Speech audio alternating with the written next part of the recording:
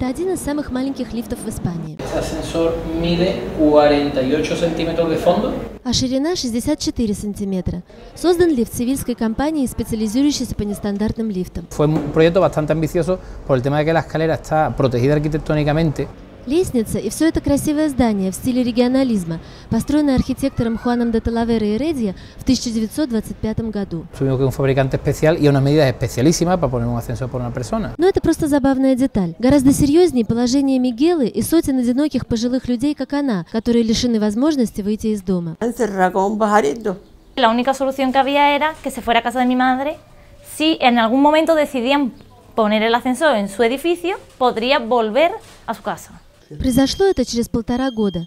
Мигела пережила инсульт, лишивший ее возможности передвигаться. Но теперь, благодаря лифту, все стало иначе. Hay una nueva normativa que obliga para que el año 2019 todos los bloques con más de 2 plantas accesibles tienen obligación de tener instalado el ascensor. В Испании более 1 700 000 пожилых людей живут одни, часто в домах без лифтов.